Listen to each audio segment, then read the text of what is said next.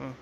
Hello people, welcome back to this new video. In this video we're gonna learn the execution of your DC motor. So for DC motor, the existing ARM board does not have our DC motor experiment to execute in this board. So for this experiment we are using our interface board in which we have the DC motor experimental circuit here. So as you can see, first we shall try to, I have my DC motor in my hand. I shall try to connect my DC motor first. So your DC motor I can connect it to this particular pin here. See that you have this particular thing in this direction, okay, so that your DC motor has been connected to your ARM board. Next step is I have my preloaded programs. Before that, I need the data transmission from this particular board, my ARM processor board, to your interface board.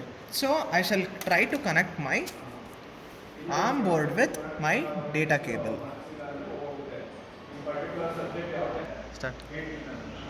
So I have my bus here. I shall try to connect with my bus of one end of the bus to the arm board here. See that the both notches are being locked tightly so that it is not being loosely coupled. Okay, next we have the another end. I shall connect it to other end of the interface board so that your interface board is being switched on. So this is, before that please ensure that your power supply is being switched on here. Okay, next we have the experimental part here. So in my system I have loaded the programs already. So here I have a folder called software in which I have already dumped my DC motor program. Here I have DC motor. Okay, so to execute this program I have application. Go to FlashMagic.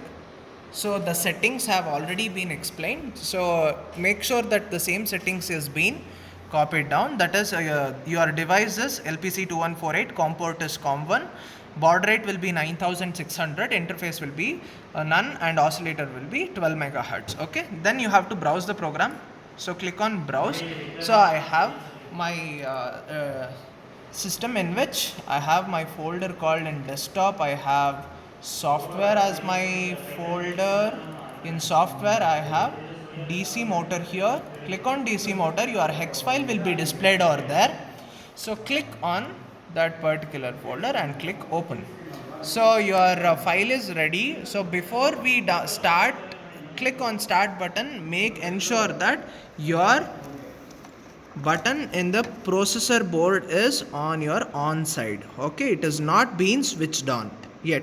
Okay, now I shall try to dump the code and click on start button so that your code will be dumped on your processor. So you can see the green color thing. You can ensure that it is being copied to your processor. So now it is telling that it is finished copying. After that you can start your execution by just switching on towards the on button. Okay, so if you make on, your DC motor is running. Now please keep watching the motor. It is being rotating in one particular direction or the other direction depending on the programming which you have done.